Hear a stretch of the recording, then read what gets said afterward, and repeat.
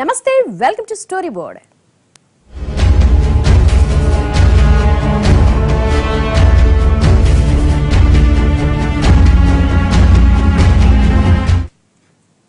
బంగారం అంటే పచ్చటి లోహం మాత్రమే కాదు, ఎప్పటికీ తీరని మోహం కూడా. ఎంత కొన్నా తనివి తీరదు, ఎంత దాచుకున్నా ఆశ తగ్గదు. భారతీయులందరికీ ఉన్న ఒకే ఒక కామన్ పిచ్చి బంగారం. ఇండియాలో బంగారం రేటు పెరిగినా వార్తే, బంగారం రేటు తగ్గినా వార్తే. అయితే ఇప్పుడు కొత్త విషయం ఏమిటంటే, ఒకరోజు 1000 వరకు పెరిగే బంగారం మర్నాడు మరో 1000 తగ్గిపోతోంది. అసలు పుత్తడి రేటు ఇంతలా ఎందుకు ఒడిదుడుకులకు లోనవుతోంది? కొండెక్కి దిగుతున్న బంగారం రేట్లు, ఒక్కసారిగా 1000 పెరిగిన పుత్తడి, ఆ వెంటనే మళ్లీ పడిపోయిన పసిడి. ఇక ముందు పెరుగుతుందా తగ్గుతుందా? బంగారం బాటలోనే వెండి పరుగులు. బంగారం రేట్లు మళ్లీ పెరుగుతూ వస్తోంది. ఈ వార్త విని 2 రోజులు గడవక ముందే తగ్గిన బంగారం ధరలు అంటూ మరో వార్త.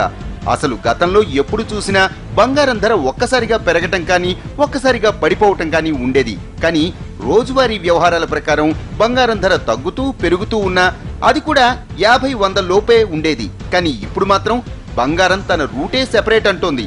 ఒక్కరోజు 1000 రూపాయల వరకు పెరిగిన బంగారం మరోసారి 500కు పైగా పడిపోతోంది.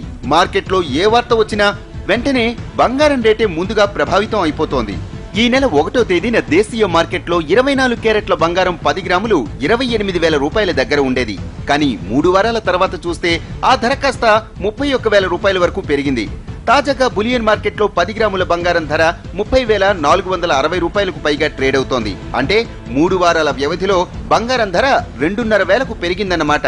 అంతేకాదు, నిన్న మొన్నటి వరకు వరుసగా పెరుగుతూ వస్తున్న బంగారం ధర ఇప్పుడిప్పుడే తగ్గడం కూడా మొదలైంది.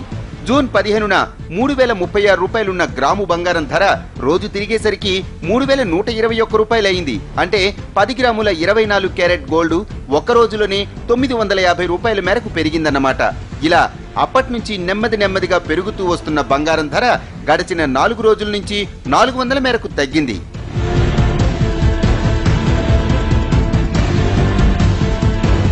సరిగ్గా 3 ఏళ్ల కిందట 33,000కు రీచ్ అయ్యి ఆల్ టైమ్ రికార్డులు బద్దలు కొట్టిన బంగారం 2 ఏళ్ల కిందట ఒక్కసారిగా నేలచూపులు చూసింది.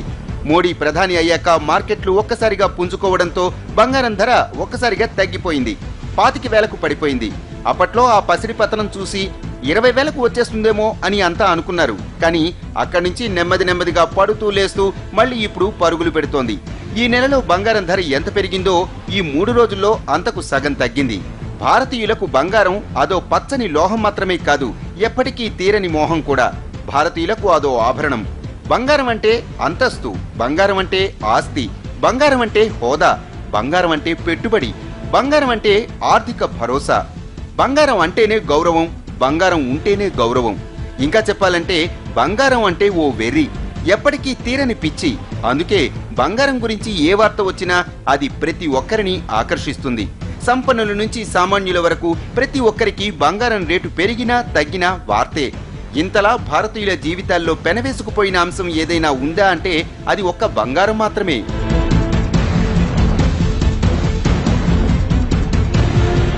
అంతర్జాతీయ మార్కెట్లో బంగారం రేటు పెరిగిందంటే మిగతా దేశాల్లో బ్యాంకులు, స్టాక్ మార్కెట్లు మాత్రమే ఉలిక్కి పడతాయి. కానీ మన దేశంలో మాత్రం సామాన్యుల నుంచి సంపన్నుల వరకు అంతా ఉలిక్కి పడతారు. వస్తువుగా ఉన్న వ్యాపారంగా మారిన బంగారం విలువ మీద వేల కోట్ల రూపాయల వ్యాపారం జరుగుతోంది. వ్యాపార వస్తువుగానే కాదు, మన దేశంలో బంగారం ఓ నిత్యావసరం. ఇంకా చెప్పాలంటే పసిడి మనకు అత్యవసరం. అందరి మోజు బంగారం మీదే. మన దేశంలో బంగారం రేటు తగ్గినా కొంటారు, ధర పెరుగుతున్నా కొంటారు. పండగనాడు ఇంటికి కొత్త బంగారం తెస్తే లక్ష్మీదేవి వచ్చినంత సెంటిమెంట్ ఫీల్ అవుతారు. అందుకే దక్షిణాదిన అక్షయ తృతీయ, ఉత్తరాదిన ధన్తెరస్, మధ్య భారతంలో గురు పుష్య, ఇలా దేశవ్యాప్తంగా పర్వదినాల్లో బంగారం కొనేందుకు జనం ఎగబడుతున్నారు. ఆ రోజు బంగారం కొంటే మంచి జరుగుతుందని గాఢంగా నమ్ముతారు. అందుకే ఇలాంటి పర్వదినాలకు ముందు బంగారం రేట్లు అంతర్జాతీయ వాణిజ్య పరిణామాలతో సంబంధం లేకుండా పెరుగుతూ ఉంటాయి. పెళ్లిళ్లైనా, పేరంటమైనా, ఏ చిన్న ఫంక్షన్ అయినా మగువలు తమ హోదాను చాటేది బంగారంతోనే. అవసరం ఉన్నా లేకున్నా బంగారం కొనేసి ఇంట్లో పెట్టుకోవాలన్నది మన ఆర్థిక విధానాల్లో ఒక భాగమైపోయింది. మన దేశంలో అప్పుల్లేని ఇల్లుండదేమో కానీ బంగారం లేని ఇల్లు, నగలు లేని మగువలు మచ్చుకైనా కనిపించరు. ఎంత నిరుపేద కుటుంబమైనా వాసమున్న ప్రతి ఇంట్లో కనీసం వీసమెత్తు బంగారమైనా కంపల్సరీగా ఉంటుంది. అది మన దేశానికి బంగారానికి ఉన్న అనుబంధం.